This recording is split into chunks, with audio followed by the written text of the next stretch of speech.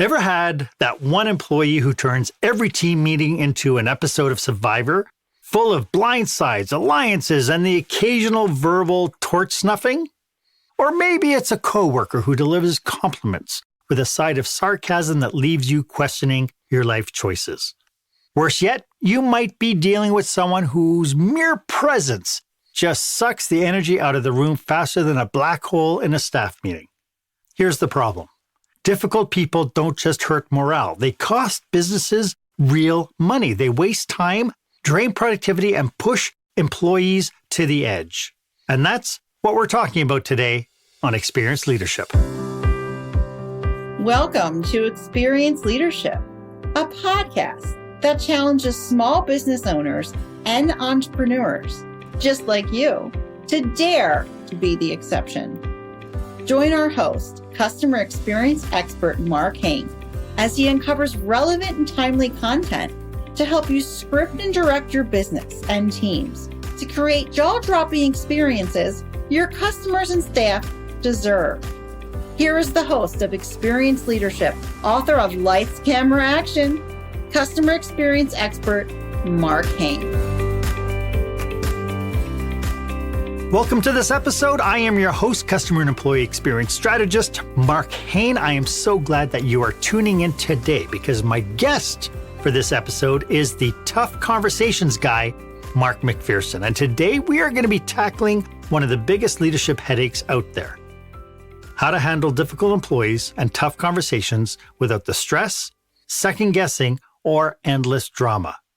Whether it's a toxic team member, an underperformer who just won't step up, or a workplace conflict that is draining time and morale, well, we're here to arm you with some real-world strategies that actually work.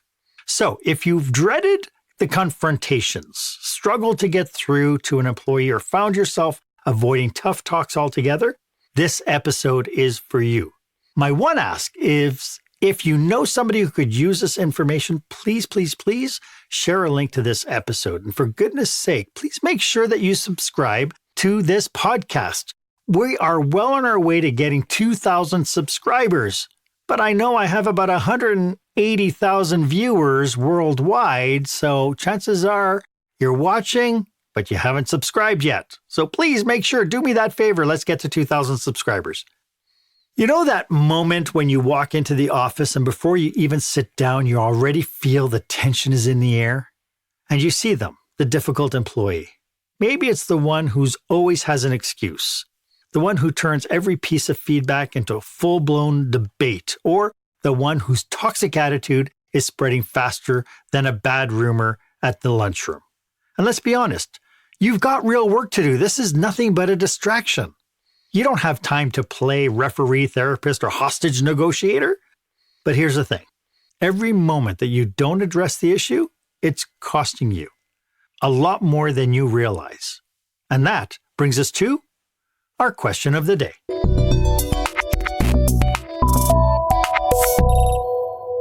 Okay, so I'm going to hit you up with a bunch of questions because I think by asking the questions, you come to certain realizations. So, how many hours have you spent dealing with complaints, tiptoeing around conversations, or fixing the mess that is left behind? How many good employees have quit because you couldn't or wouldn't address the issue? What's it doing to your culture when your team sees the bad behavior and it goes unchecked? I really want to hear from you, so drop a comment below and let me know. What is the toughest situation you faced when it comes down to working with a difficult employee or a coworker, even a difficult boss? What's one workplace behavior that drives you absolutely bonkers? And if you've got a burning question about handling these situations, hit us up on the chat, put your comments down, your questions down, because this is what we're talking about today. As I mentioned, my guest today is somebody who's you're going to want to pay attention to because he specializes in solving problems that every leader, business owner, and manager will face at some point. And that is dealing with difficult people and having those tough conversations. Mark McPherson has spent his career helping professionals master the art of communication, whether it's handling underperforming employees, shutting down toxic behaviors, or simply making sure your words land with the right impact. He is the creator of the Workplace Performance Blueprint, the real-life rehearsals, and personal conversation script systems. These are systems designed to help leaders stop second-guessing themselves and start tackling workplace issues with clarity, confidence, and consistency. And what helps set Mark apart is that he's not about the vague, feel-good advice. He's been in the trenches, from being a science teacher to a lecturer in behavior management, senior education. He was an officer in drug and alcohol education, and even a team leader with the New South Wales Police Force. He knows what it takes to communicate under pressure, navigate high-stakes conversations, and turn difficult situations around. Mark, welcome to the show. It is so great to have you. Well, thank you so much for that terrific introduction. And I'd forgotten about some of the things I've actually done in my life. So that was good to have a refresher. It's amazing, right? Because, I think it was Judy Carter who said that our message is our mess plus our age. And so all our experiences, and I know perfectly well, with the kind of profile that I have, I get a lot of gut feelings, and those gut feelings are very real. So when it comes down to leadership, I think, being able to tap into expertise of people who's been there and done that and seen the outfall, we know full well what happens. But before we get too deep into today's topic, could you just tell us a little bit about who your customers are and how you serve them? Well, you've talked about once before about new managers, people who have come up from this level up to the higher level. And they in particular are my customers at the moment, because they have not been trained, they have not been equipped. They might be brilliant at their job, but suddenly they are in charge. So that's my one particular group that I am helping at the moment. So that's a particular group that I think has been overlooked. Yes, because they have not been given the appropriate training. So let me just say that I got into this because you've mentioned so many important things. I took over a team of 14 people once. It was one, just one that really gave me grief, but gave the other team members grief as well. And it was my job to step up to the plate. And I won't lie to you, I was slow to do that. And I do not want to see these new young managers going into these positions without having the skills that I have now developed, but I did not have at the time. So I let these tough conversations go much longer than I should have. Yeah. I should have stepped up a lot quicker. Just before we went live, we were talking about how we've both experienced that at some point, right? Like I remember the very first time I looked at an employee and I said, how I deal with this employee will test what kind of a manager I want to be. And I remember because I came into a casino on my very first day, I was being toured around and everybody's like nervous because the new guy's here, the new director's here, and I'm meeting all the frontline staff. And I was introduced to this one young lady who came to me and she shook my hand very heartily and says, "Are you for or against rules?" And right there, I thought, this person's going to be trouble. And she was. And to give her all due diligence and make absolutely sure we treated her absolutely fairly, it took 2 years to get rid of her. Wow. Yeah. And it's not to say that we didn't react to stuff, but she was very smart and very manipulative in the way she did things. And so why don't we start off by talking a little bit about what we mean when we say difficult people in the workplace. What is a difficult person in the workplace and how do they show up based on your experiences? Look, I've read an awful lot of books and I've been to an awful lot of seminars. And one thing I found was the definition of what is a difficult person really wasn't there. Examples, yes, but not a definition. So for me, my definition of a difficult person is someone who is poorly behaved. That's the first thing. Now, we're all poorly behaved. Don't get me wrong. I say something to my wife and I walk out the door and about 2 hours later I go, I really shouldn't have said that. So we're all poorly behaved every now and then, but a truly difficult person doesn't get that. So the second thing a difficult person does is they show no remorse. The reason why I was rude is because you made me be rude. The reason I did this is because of something else. So they like to blame other things. There's no remorse. And if there is remorse, it's usually insincere. And the third thing that defines a difficult person in my book is they repeat the behavior.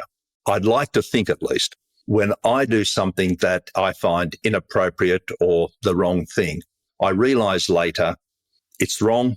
I apologize. I make amends and I don't repeat the behavior. Just for what it's worth, people started to tell me there's 8 types of difficult people. I read this book about here's the 12 types. So I asked people. I went around and actually asked people, what, have you ever met a difficult person? Have you had one? Can you tell me about it? So I wrote 52 types of difficult people, and I stopped because that's how many cards there are in a pack. That's how many weeks there are in a year. So I thought I'll leave it there and just have subtypes. Now, the problem with so many types is that you look at these books and they'll say, this is how you deal with Mr. Negative. This is how you deal with that. And quite often the strategies were similar.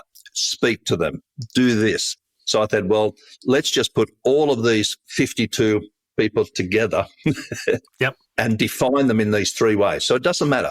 They blaspheme. They swear. They don't turn up to the staff meeting in time. They make us a comment that you think is sexist. Whatever. Every time you allocate work, they go, oh, thanks. Yeah. Or even worse, they look up at you and they go, thanks for that. Like I have nothing better to do. Yes, thank you for overburdening me yet again. Oh, this is for me? Oh, sure. I had nothing else planned for today. Thanks so much. Yeah. There's no one else in the office at all, just me. We could go on and on and on, couldn't we? What are some of the biggest myths leaders have about dealing with difficult people? Let's start there, because I think what I see happening in a lot of workplaces, a lot of toxic workplaces, is people have a belief system around dealing with people. So what are some of the myths that you've tripped over?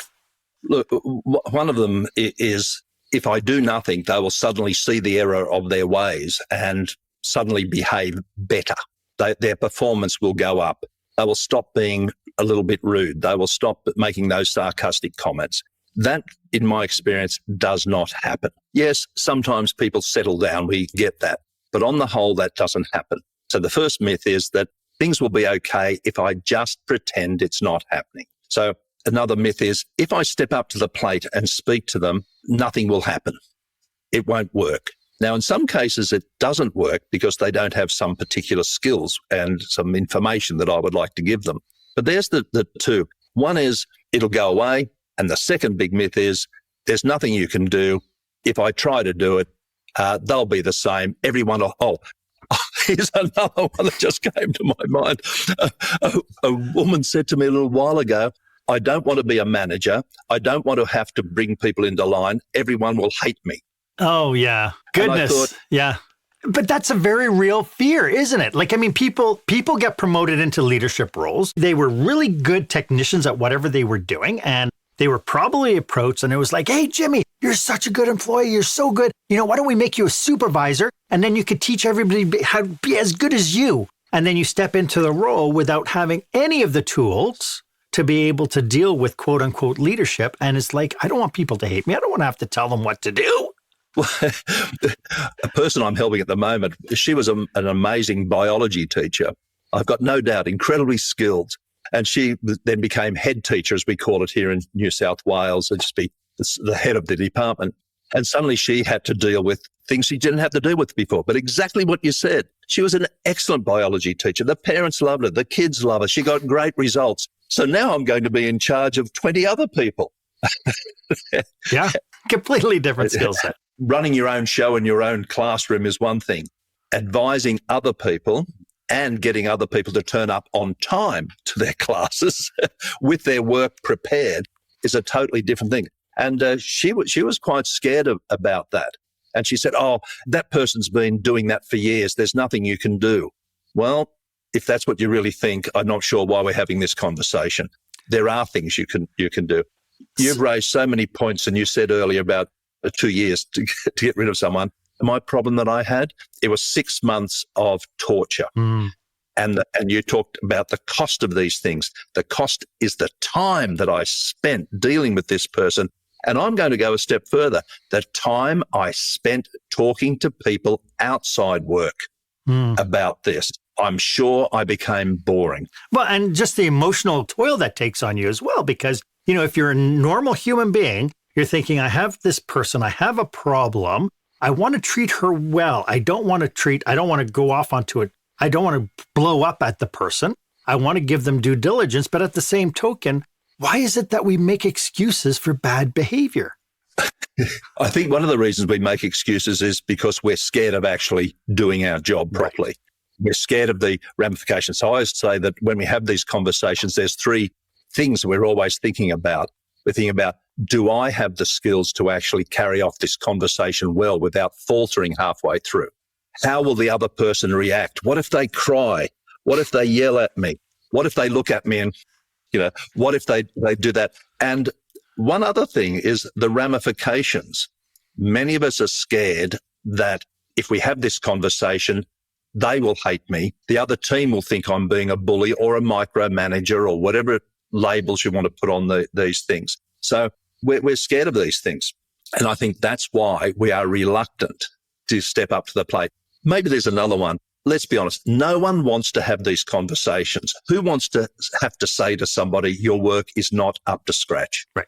Nobody wants the confrontation, right? We try to avoid the painful confrontations at all cost.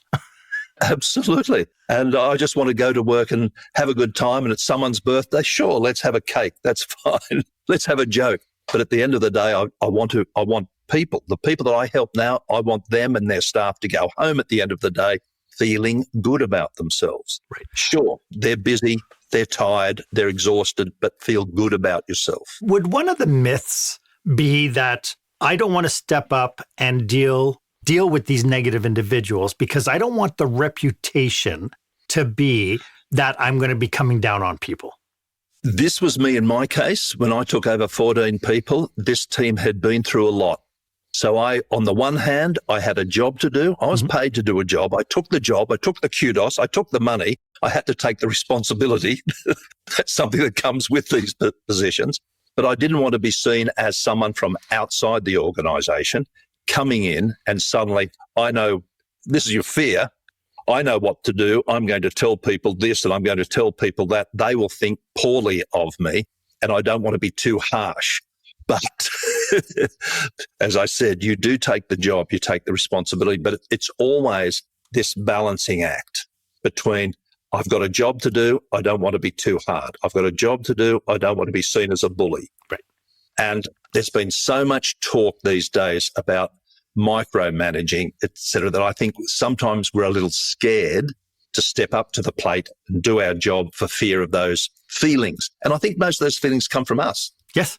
Absolutely, it does. It's so interesting because as you were talking, I could think of so many different situations where, a lack of consistency, like when we think about the whole aspect of trust, because ultimately that's what it's boiling down to, is that we want our staff to trust us. We want them to know that we have their backs, but at the same token, we have to be consistent. And part of the challenge with toxic workplaces is maybe the manager will come down on people being late one day, but then for the next 3 weeks, nobody gets in trouble for being late. And then more people are late. And then the manager calls everybody together and yells and reads them the riot act and no more. And it's just a cycle that just keeps on going, doesn't it?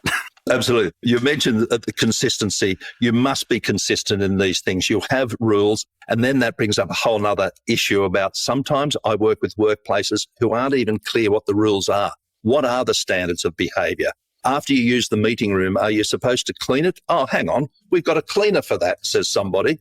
Well, no, someone else has to use that staff meeting after you. So in one situation, I had a company that wasn't sure about all these little rules. How loud are you allowed to speak on the phone when you're in an open planned office for et cetera? So it's these little things that quite often bug people. You need to be consistent. You need to know what those standards are about everything. So even a fight I witnessed about emptying the dishwasher in the staff lunchroom. And how about this? I saw a sign in a lunchroom that said, I am not your mother. Now, I get it, but I'm telling you, it was of no value whatsoever, except some people simply thought it was sort of rude. Yeah. So the best thing to do is have clear rules, be consistent, and enforce those rules. If it's a rule, enforce it. And there's nothing worse than somebody looking in that office, in that team saying, how come I came to work late and got chipped for it? Mm-hmm. But how come then? And that builds resentment and lowers morale. Yep. And there you end up with perceptions of favoritism and persecution all through the team. And it just becomes a lose-lose situation as you go forward. And to your point, sometimes the difficult person can be the boss. Yes, I think there's a myth around that difficult people are employees. I've worked with colleagues who are difficult. You're working on a team together and you're supposedly collaborating and cooperating, and you find someone withholds resources. I wish we had that bit of information last week. So I often say up, down, and sideways is where we have to deal with people. Mm-hmm. One of the things I talk about is power and authority, and it's not a dirty word. It's easier when you're the parent to speak to your 12-year-old child about their behavior than it might be to your spouse. It's easier to talk to an employee than it is to speak up to someone. That's hard work because I talked about ramifications, mm-hmm. and there certainly are. You suddenly don't get those job opportunities. So it works all around, but I do have techniques I call it how to say things so you don't get shot. There's no guarantee of success here, but just don't get shot when you open your mouth. And you've got to pick your targets carefully. Well, that's a great segue because after the break, I'd like to talk about some of these solutions, and we'll get to that right after this. When the spotlight shines on your business, are customers applauding or yawning? In other words, how is your business performing? Make your business a star with the new book, Lights, Camera, Action, Business Operational Excellence Through the Lens of Live Theater by Marc Haine. Marc uses his business and acting experience to help you see your business like a live show so you can create a performance your customers will never forget. Buy Lights, Camera, Action today at your favorite online retailer or directly at markhaine.com. Welcome back. I am speaking with the Tough Conversations guy, Mark McPherson. I love that tagline. I know you think it's a little corny, but I love that title.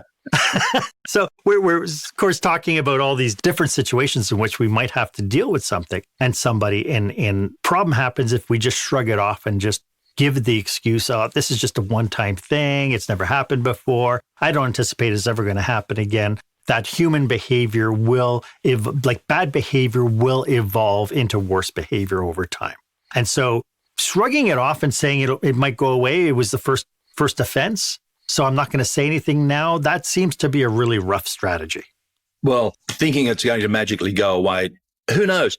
Sometimes people do suddenly behave better, but rarely does it. It becomes worse and it rubs off onto other people. And that's the issue where other members of staff look at you and say, how come they're getting away with blue murder? How come I have to follow the business plan where they seem to be doing their own thing? And that was one of my situations I had to deal with. How come you're not doing what you're supposed to be doing? You're busy. Mm-hmm. There's no doubt about that. But then thinking it's going to go away is such a big mistake. But the second thing is stepping up to the plate. And I've always liked that term, stepping up to the plate, because I think it really is a great metaphor. You have to step up to the plate and you have to deal with it. And the first job of that is working out in your own mind, what are the standards of behavior here? Is it okay to come to a staff meeting 10 minutes or just walk in? Is that okay? Because we'll all come 10 minutes late and just say the staff meeting doesn't start at 2, it starts at 2:10. Let's just make that as a rule. Is that the first step? Is that we have to start thinking about what the rule is? Well, when you feel, I deal with a lot of people who say, oh, they're just poorly behaved or they don't do the right thing. I have to draw that. What do you actually mean? Right. And if there's no rule for certain things like blaspheming, it's just understood, it's common sense. Well, it might be to you, but it's not to other people because they think that's the way they speak at home. So the very first thing for me is nailing the violation, as I call it. What have they actually done that you find unacceptable? Oh, it's just their general demeanor. It won't cut it. Try that at a disciplinary meeting and see how you go. Their union or a person will eat you. So being very clear about exactly what it is against the rule. That language you used upset me personally, and Susan was quite offended and upset about that. But even that sort of thing is somewhat difficult if you don't actually have things written down. And I like to be specific. The last thing we want is a book that's 50 pages long of rules. Right. You're not allowed to say this a blasphemous word. You're not allowed to say this cuss, whatever it happens. It'll be too long. I think we can get the picture. But the very first thing for me when you're dealing with a difficult person is what I call nailing the violation. exactly what it is that they've done. And it's in two parts.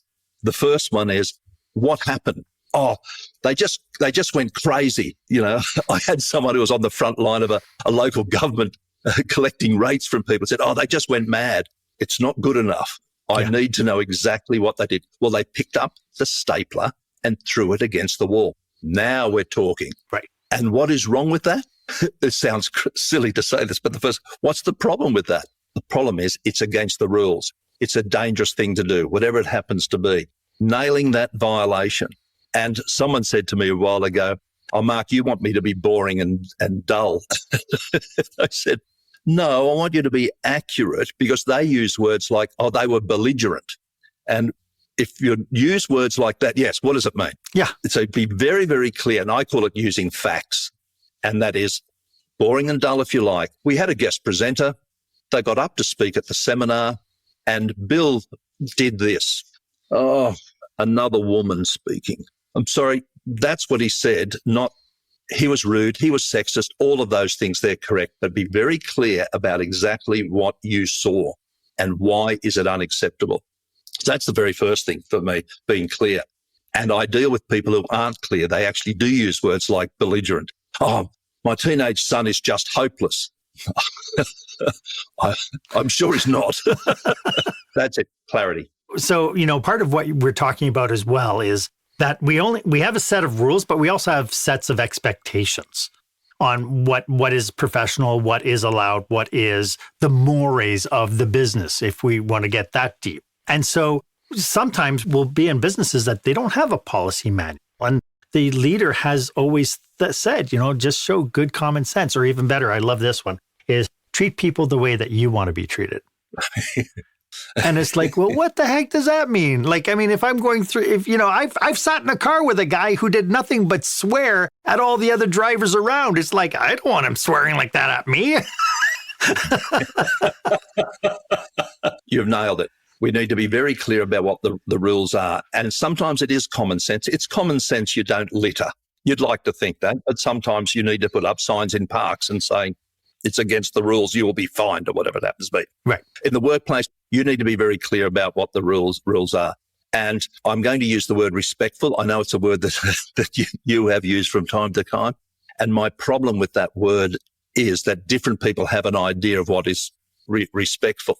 I think, blaspheming, that for me is not something I want people to do. But other people say, oh, we do that all the time at home. So people have different ideas about what is appropriate language. So you need to be very clear. Nothing wrong with, over the months, adding rules to things. If I have not made it really clear beforehand, I'd like to make it clear today that when meetings start at 2 p.m., I expect everyone to be here at 2 p.m. sitting down and ready. You can say that without being nasty and without being rude. If that's the expectations, fine. All those sorts of little things. If the rule is that your mobile phone should be off during the staff meetings, well, make it a rule. That's not hard. Yeah. And you don't have to be heavy about it. So that's one thing that I think that you're right.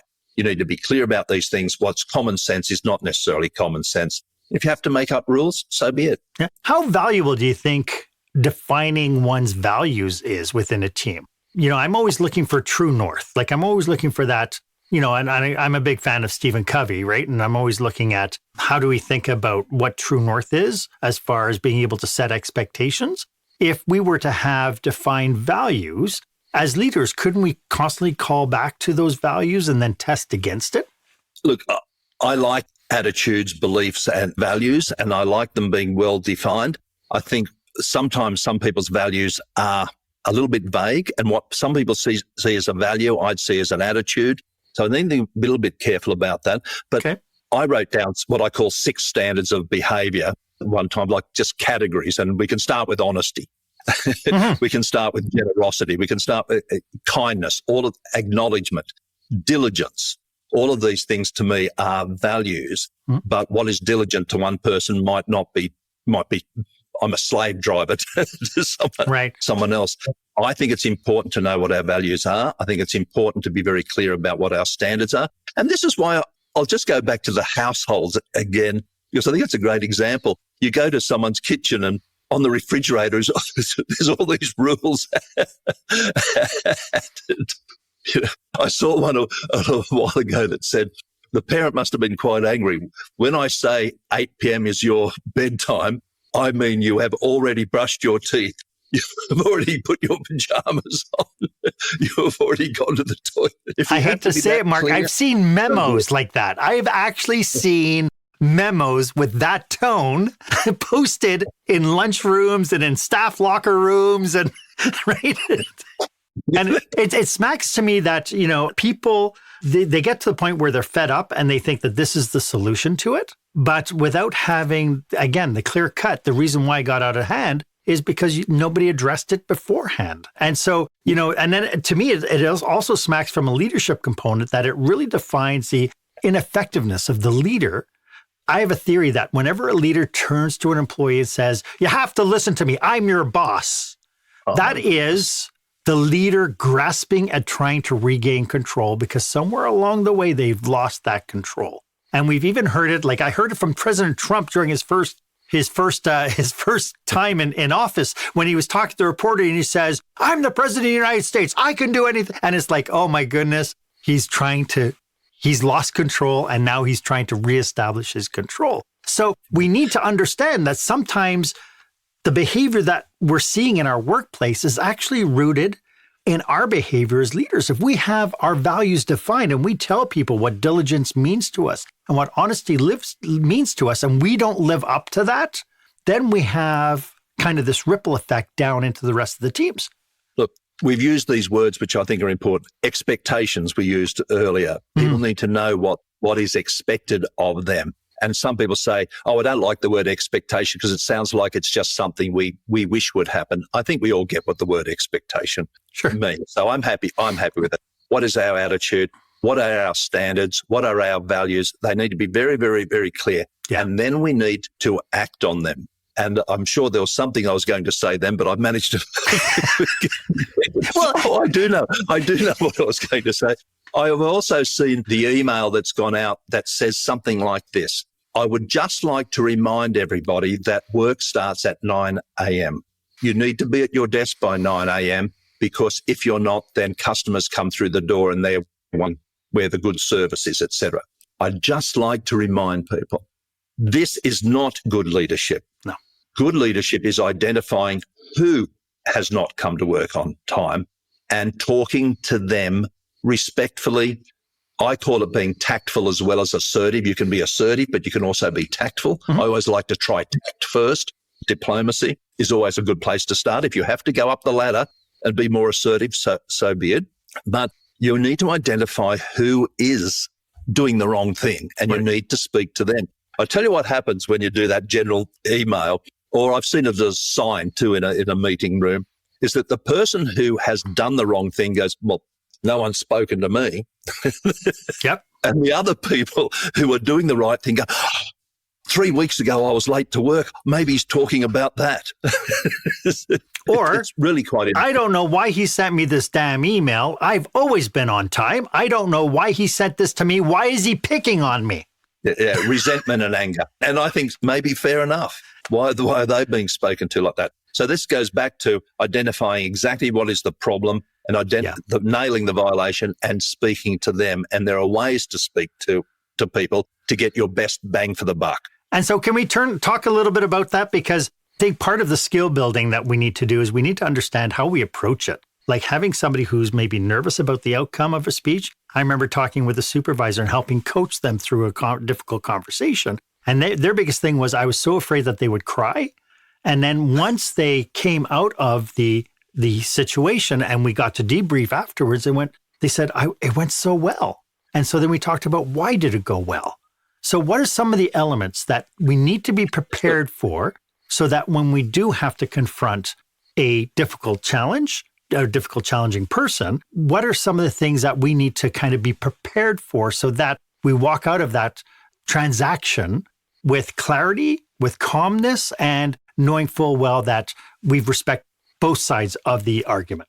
First of all, let's just be honest here. No matter how well you handle this, there will be times when the other person is upset, perhaps does cry, I've had to deliver bad news to someone they did cry. They might get pushback, as I call it. You will get people who will look at you when you're talking to them quite reasonably. We'll get that. There's no doubt about it. But here's some things you can do. I'll just give you an example. So I was working in an organization where we actually had to fill out timesheets. So I think maybe they've gone, but I think it's a good example. So when I spoke to Michael, I'll use that, say that's his name. When I spoke to him, the usual sorts of things, but this is what I did with him. First of all, having something is always a good thing because I think eye contact has been overdone. It's hard on you.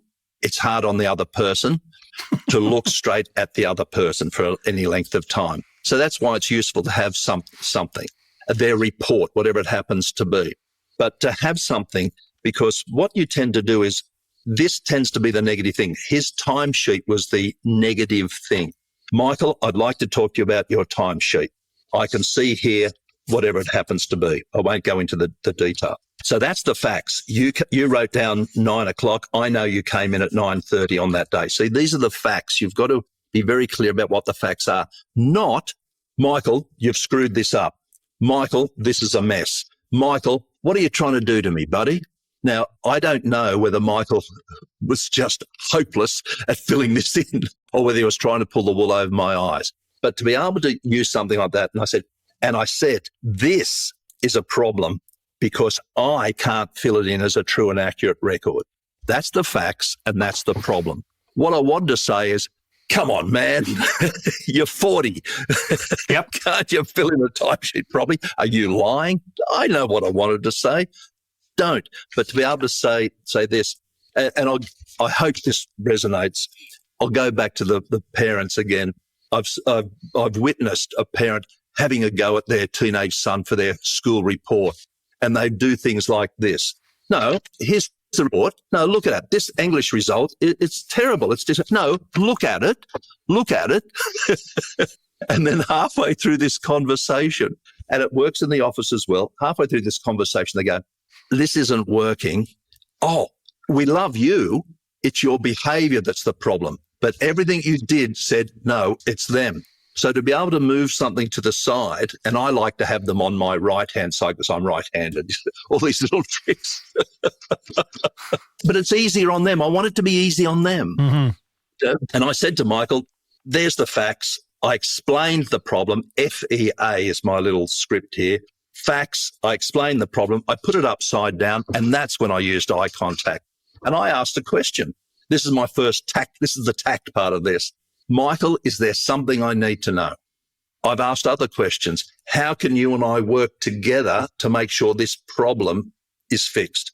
What can I do for you to make sure that your reports from now on are as good as they should be and delivered on time? Asking a question is one of the most tactful things you can do. I'm not saying it always works. To your point, I mean, the questions are really good as long as the intent behind the question is sound. I want to say respectful and sound, but maybe having a hard time vocalizing it, but it's non-manipulative, right? Because I do hear, like I've sat through where, you know, they'll pull out the sheet, they'll pull out whatever the infraction was, and then they'll say, you know, and so what do you think about this? Right? It's like, what was the expectation for the answer? Right? As opposed to, right? And to your point, I love this, the method that you take, because it becomes a question of, you know, here's the outline, here's the challenge, this is what happened. What do we need to do to keep this from happening again? Okay. Absolutely. And it's not a guarantee of success, but I'll go back to say there's 3 questions you need to answer before you have these conversations. And maybe I should have said that at the beginning. The first one is, what's happened and what's the problem? Now that we've covered that one, that's about the facts. But the second question is, what do you want the person to do and can they do it? Because ultimately, I'm not there to bawl out an underperforming employee. My job is to help them do better. That's what I want. I want them to be a hardworking, diligent, lovely, delightful person to work with, the perfect employee. So what do you want the person to do? And I do have people every now and then, I just want to tell them that their behavior is not good enough. Well, If all you want to do is just bawl them out and just say that they're not good enough, fine. But don't expect them to play ball. And when you say things like, yeah, and what are you going to do about it? Well, these people who think that's a good idea have never met a difficult person, because a difficult person's response to that is varied and may not be what you actually want them to say. Right. So I like the approach of, as I call it, FEA, facts, explain, and ask. But I'm going to up the ante here, because there are times when you need to move straight to what I call assertive mode. And there are times if someone makes a comment, and I stay away from words like sexist and racist, not because the people's comments aren't, because you then get into a debate about what is really sexist and what is really racist and stuff like that. So that's not a fact. That's a label we put on this language and behavior, which I think is fine. It's true that they were sexist or whatever it happens to be, but I stay away from it. So I might say, for example, here's another little script for your listeners and your viewers, FEWER. F and E is the same, right? Yesterday at the staff meeting, Bill, we had a guest speaker get up to speak. You went like this. You made a comment which other people heard. I heard. It's a problem because it was offensive. It was a put down. It's against our rules. I love rules. It's against the rule never happens. But that's just that. That's not arguable. If I'd said something like, oh, yesterday at the staff meeting, Bill, you were very sexist. How was I? Well, it becomes accusatory and the person's just going to push back. You have to explain it anyway. Yeah. So you might as well just say what it was. And also that unemotive language you tend to get people agree, yeah, I was a bit over the top. But then you have to say what you want. And this is where the FEW comes in. I'm a believer in saying what I want you to do from now on. Now they get it, but you have to say it sometimes, because the last thing you want is someone to go away from a tough conversation, go, oh, I don't know what they're on about. What I want you to do from now on, Bill, is to refrain from making any of those sorts of comments whatsoever. Even if you don't like the presenter, don't say them. And the E I like to put in there is to explain why that's a good thing. You'd think it was not necessary. You meet a really difficult person, it's necessary to say, that will be good because, I love the word because, parents love the word because, they just use it by itself, because that'll make sure that you're doing the right thing by the rules. We have presenters who enjoy coming back, and other staff members will not be disturbed by language. So I like to say that. But here comes the R for rewards, and I used to say punishments. People found that too hard. I've changed it to penalties. But you do have to say, and I actually said to Michael over this, because Michael had a bit of pushback when I asked him is there anything I need to know? So I had to revert to the FEWER. And I said to him, the reward is, Michael, if you can fix that up, this conversation's forgotten about. Believe me, the timesheet is not the biggest issue in the world in that office. So I said, if you can, that's the reward. There's no pocket money here. It's nothing. So like, if you can do that's great. But here's the penalty. Michael, if you continue to make those sorts of mistakes on your timesheet, and I do say this is the timesheet over here, if you continue to make those, I will have to speak to you again. Now, he knew what that meant. And here's the trick. Zip it. Mm-hmm. The big mistake that I see of leaders' mistake and managers' mistake is then do the extra stuff. Oh, I'm so sorry it came to this. Oh, I wish it didn't come to this. I hope this won't interfere with our relationship. I hope you'll still be giving that talk at the presentation tomorrow. I hope you'll stop it. Yeah, yeah. It undermines everything you've just said. Yeah. And if you say it politely, if you say it without emotion, if you are tactful and assertive, there's no need to say that stuff. You mentioned, if it doesn't happen again, this is just going to be history. Talk a little bit about the need for documentation. And, I believe that there's escalating consequences and even de-escalating consequences, right? Like over a period of time, if somebody's been good, if somebody was late once, or let's say twice in a week, and you say, this is a formal verbal warning. It's going to go down in your file as a verbal warning.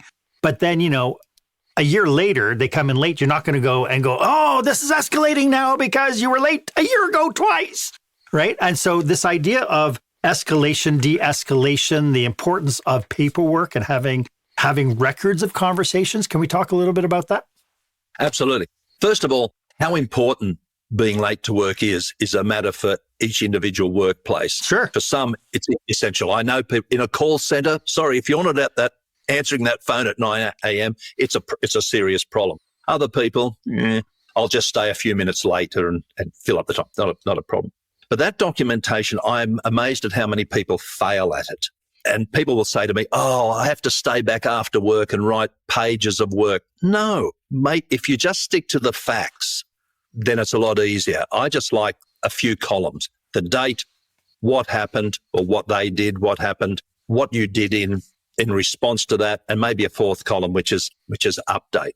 You need to record these things. And if you just stick with the facts and dot points, I've dealt with people who say, oh, here's my notes from my talking to Bill or whatever. And it's pages and pages of stuff.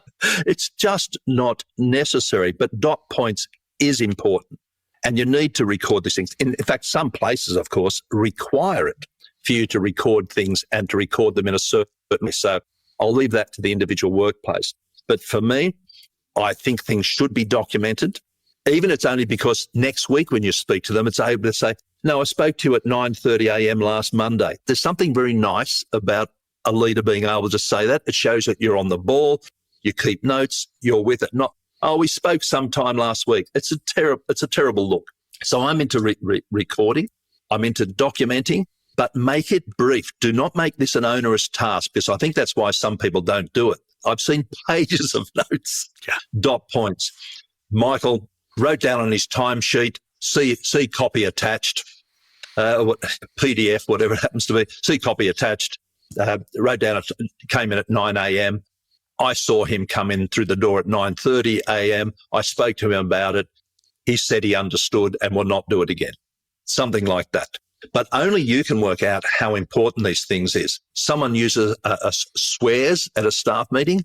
I can't speak for other people how important that is. Yes, it depends what was said, how it was said. If they drop scalding coffee on their stomach and they that might be different to actually saying what I think about someone else. Mm-hmm. So only you can work out what your values are, but they do need to be clear. And let's go back to that issue. I love that. If they're not clear, how come I can't say that? Susan said it last week. And if you didn't pick up Susan for doing it, I think you're in trouble. Yes, absolutely. When we come back, I'd like to talk about some pitfalls and cautionaries. As people kind of start percolating with some of these ideas and they want to apply it in their work, I'm really cautious of people who want to Band-Aid solutions and they say, well, I watched this podcast and I said they said I could do this. And so when we come back, I'd like to talk a little bit about cautionaries and pitfalls right after this. Attention, meeting and event planners. Is your company or association planning a live or virtual conference, seminar, staff retreat? Are you looking for a fresh, energetic perspective on what it takes to put on a jaw-dropping experience for your customers or staff? Book customer experience expert Marc Haine for your next group event. Past participants have said, Mark kept us in stitches while teaching us how important and powerful actually designing our customer experience can be. Read more testimonials and find out how Mark can serve you and your group at marchaine.com. That's marchaine.com.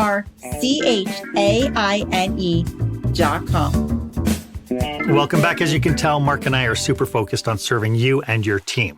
So if you are planning a leadership retreat or a conference, or you'd like to explore how we can be of benefit to you and your team, drop us a line. Our contact details are in the show notes. And Mark does have a complimentary discovery call as well. If you have a problem that you'd like to discuss with an expert, feel free to make a time on his calendar to see if there's anything he can help you with.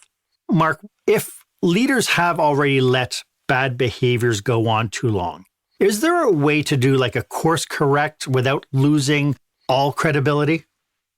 You've raised a very important thing, that people do allow bad behavior to go on for too long. I don't think it's ever too late to actually step up to the plate and bring in rules. I don't think there's a problem with that. But I think sometimes it's important to acknowledge it. Look, in the past, I've allowed people to come late to the meeting, but this is not satisfactory. I want people from now on. I don't think there's anything wrong with that. I don't think there's anything wrong with saying to someone, your language at the staff meeting when you said A, B, and C, I found that offensive. Other people found it's against the rules. And I want you to know that I am applying these rules a little bit stricter these days. But it needs to be announced. You just can't do this behind someone's back. I think you need to announce it. And that requires a little bit of bravery, doesn't it? Mm-hmm. To step up and say to your staff, look, in the past, I've allowed this to go or that to go. I want you to know that I've looked at this closely, and from now on, when I say work starts at 9 a.m., I want everyone to be at their workstation with their computer on. What's wrong? There's nothing wrong with that. Yep. But I think if you let it go because, I didn't do it in the past, no, big mistake. If you think you've made a mistake in the past and you need to correct it and you need to bring in those rules, I say bring them in. But just have good manners about it. Yeah. Don't just sort of bring it in behind people's back. Yeah, there's something rather endearing about a leader who turns around and goes, guys, I have to apologize. For the last few months, I haven't been cracking down. We've said we're meeting at 9 o'clock.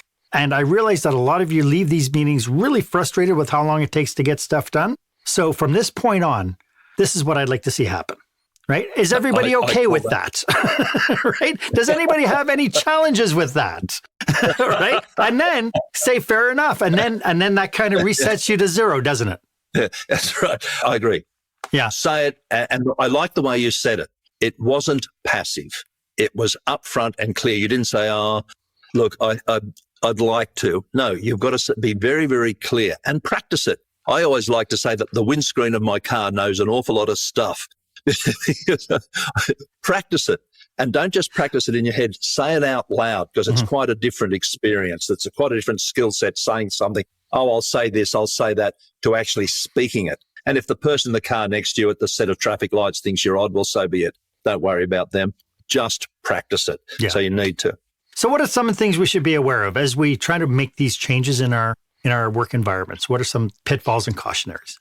Well, I'm going to go back to, I don't want to keep adding more and more things without going back to something that we talked about early on. Being very, very clear about what your standards are. What are the rules of this workplace? And I have a lovely little exercise, which I didn't make up, by the way, but I've stolen from someone else to help people work out what are the rules in a workplace, the protocols, if you like. So that's the very first thing. Is the biggest mistake that people make is not being clear about the rules. How can you possibly call someone up for their poor behavior when we don't actually know what the right behavior is? We have a standard. We have a line. I call it above the line and below the line. We have that standard, and we need to know exactly what that is. So one of the biggest mistakes I see in a workplace is not being clear about it.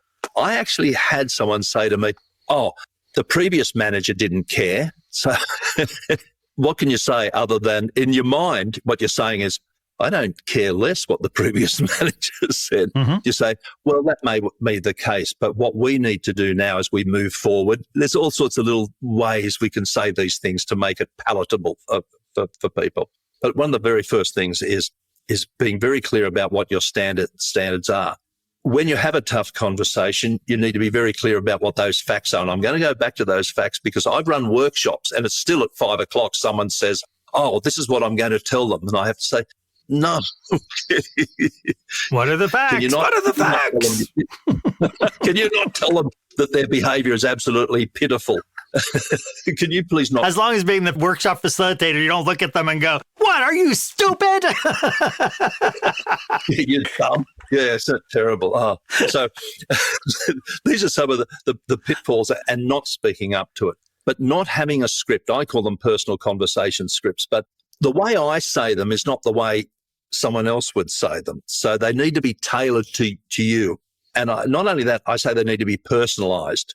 There's lots of cultures within our countries, and the way that I say something with the lingo I might use is not the same as someone else's they might use in their workplace. So you need to personalize these things and practice them. But I love scripts just because they help you formulate what to say, and they keep you on track and they keep you focused.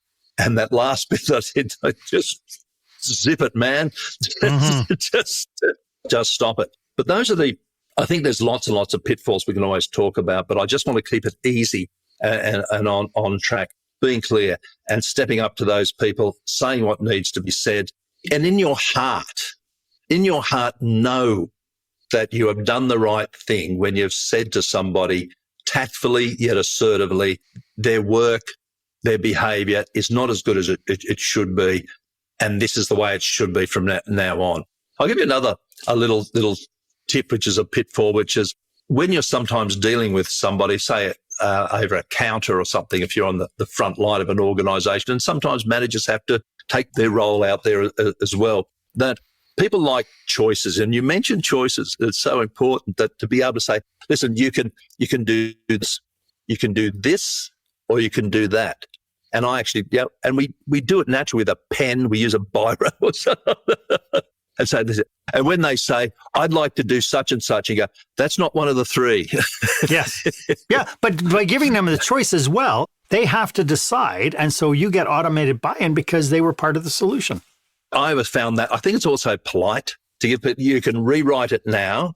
You can go away and do this, or this can happen. Yeah. If there's only two choices, so be it. But I think giving choices is something. People often say to me, I don't have any choices. Believe me, think about it. There's always choices you can give people. Now, if it's sexist language, there's not a choice. I want you to refrain from saying any of those sorts of terms again. Mm-hmm. Yeah. That's the thing.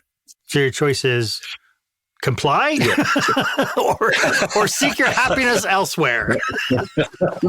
Well, that's it. And I've dealt with a staff member who was doing their own thing rather than following the business plan. They said, sure. Oh, but everyone else likes it. See, so this is where you get this pushback. And the clearer you are about, because what you then get into a debate about whether they like it or don't like it, whether they should and like you're it, should completely like off track. And I think, so here's a little tip. That's fine. And this hand is very different to that. That's fine. And I understand that people might like it.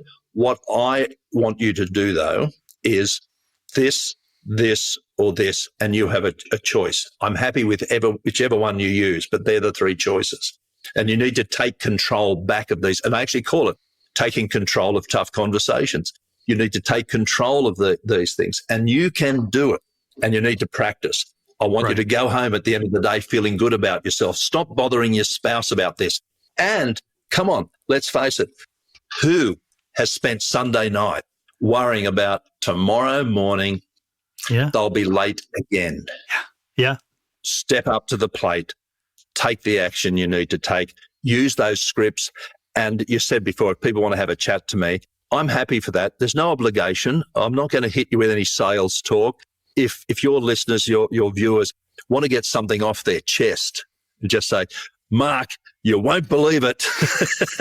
I have this person who, blah, blah, blah, blah. And I had someone a little while ago do exactly that. Mark, I have to have a tough conversation with my brother-in-law. My wife demanded, that's his words, demanded that we employ him because he needed a second go because he hadn't been successful. Mm-hmm. I've given him a go. Now I've got to tell him his work is not good enough. And if he doesn't pick up his game, I'm going to, his words, let him go. Yeah. It's such a great euphemism. How can I do that so I don't get shot? Yeah. And so I'm more than happy to speak to you about these things. How can you do it?